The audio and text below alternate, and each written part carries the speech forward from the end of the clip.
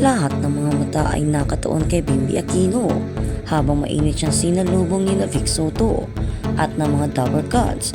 Ngunit ang mga emosyong pinigilan ni Bimby ang siyang nagpapanatili sa mga manonood na laging mausisa. Lahat ng mga mata ay nakatuon kay Bimby Aquino.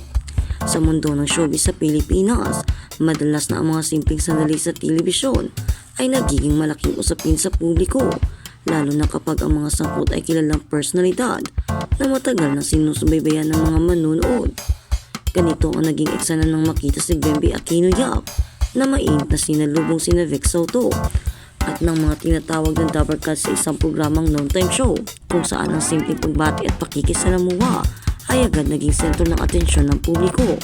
Sa unang tingin, isa lamang itong karaniwang tagpo ng pagkikita at pagtatanggap sa isang bisita. Ngunit sa mata ng maraming netizens, ito ay naging simula ng iba't ibang interpretasyon tungkol sa emosyon, damdamin at posibleng mas malalim na kwento sa likod ng kamera. Sa ganitong mga pagkakataon, hindi maiiwasan na ang kamera ay hindi lamang nakatutok sa mga salita, kundi pati na rin sa mga ekspresyon ng mukha, galaw ng mata at paraan ng paghawak ng sitwasyon ng bawat isa. Kaya naman, nang mapansin ng ilan ang tila seryoso o pinipigil ang emosyon na reaksyon ni Bimby sa ilang bahagi ng video, agad ito naging paksa ng mga diskusyon online. May mga nagsabing tila may iniisip siya, may mga nagsabing emotional ang sandali, at may ilan namang nagsabi na normal lamang ito para sa isang taong nasa harap ng maraming tao at kamera. Sa ganitong uri ng sitwasyon, nagiging mahalaga ang konteksto na kadalasan ay hindi nakikita ng mga manonood sa maikling clip lamang na kumakalat sa social media. Si Bimby Aquino Yap ay lumaki sa mata ng publiko dahil sa kanyang ina na si Kris Aquino. Kaya mula pagkabata ay sanay na siyang makita sa mga balita at entertainment segments. Dahil dito, bawat kilos niya ay may napapansin kumpara sa karaniwang tao at bawat sandali na kanyang paglabas sa telebisyon ay nagiging paksa ng diskusyon.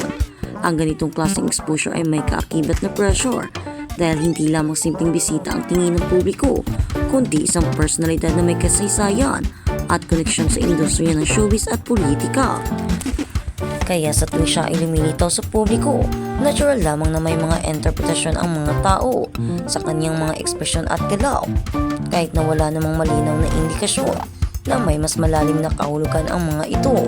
Sa kabilang banda, si Vic Soto ay isa sa pinakamatagal at pinakilalang host ng noontime television show sa bansa at sa loob ng maraming taon ay nakasanayan na ng publiko ang kanyang pagiging magilyo sa mga bisita at co-host sa programa.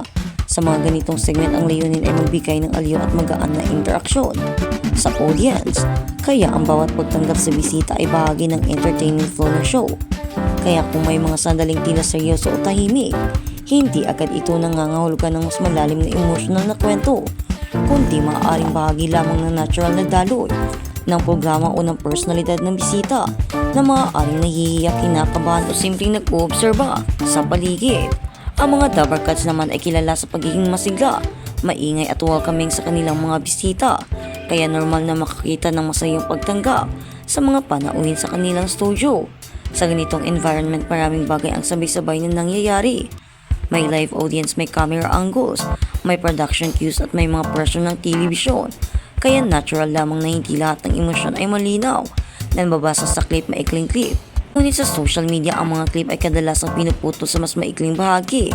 Kaya nawawala ang kabuang konteksto ng eksena at napapalitan ito ng sariling interpretasyon ng mga manonood. Dito pumapasok ang malaking papel ng social media sa paghubog ng mga kwento. Sa panahon ngayon, ang isang 10 o 20 segundong video ay maaaring maging viral at pag-usapan ng libu-libong tao. Ang bawat isa ay may kanya-kanyang interpretasyon. May mga magsasabing may mas malalim na emosyon, may mga magsasabing may hindi sinasabi, at may mga magsasabing may espesyal na koneksyon, kahit wala namang direktang pahayag mula sa mga taong sangkot. Sa ganitong mga proseso, ang simpleng sandali ng pagbati ay naging komplikadong kwento na puno ng haka-haka. Kung susunurin ng mas mahinahon, maraming posibleng dahilan kung bakit maaaring makita ng isang tao na seryoso o tila may pinipigilang emosyon sa ganitong sitwasyon. Una, maaaring simpleng nervous o pagka-conscious sa harap ng kamera at maraming tao. Hindi lahat ay sanay sa live television environment. At kahit mga kilalang personalidad ay maaaring makaramdam ng pressure kapag nasa gitna ng studio audience at camera lights. Ikalawa, maaaring simpleng pag-uobserba lamang sa sitwasyon lalo na kung ang tao ay may matagal na hindi nakikita ang ganoong kapaligiran. Ikatlo, ito ay bahagi lamang ng natural na hindi na dapat bigyan ng malalim na kahulugan. Mahalaga ring tandaan na sa entertainment industry, ang bawat segment ay dinisenyo upang magbigay ng aliw at engagement sa audience, kaya hindi lahat ng sandali ay may personal na kahulugan sa likod nito. Ang pagdating ng isang bisita sa studio ay kadalasang may script outline o production flow, kaya ang mga host at bisita ay sumusunod lamang sa natural na daling ng programa. Ganitong setup ang mga emosyon na nakikita sa screen ay hindi laging indikasyon ng tunay na personal na damdamin, kundi bahagi ng performance o adjustment sa sitwasyon. Bimbi Aquino, showered by messages of support after speaking up on gender orientation. Sa pagkalat ng natural clip online, naging malinaw kung paano mabilis mabuo ang narrative kahit walang komplikadong impormasyon. Ang isang simpleng sandali ng pagtanggap ay naging isang malaking usapan tungkol sa posibleng mas malalim na kwento. Kahit na sa realidad ay maaaring wala namang ganoong sitwasyon o intensyon ang mga taong nasa eksena. Ang ganitong phenomenon ay karaniwan na nasa the digital age, kung saan ang content ay mabilis kumalat at mabilis din bigyan ng interpretasyon ng publiko.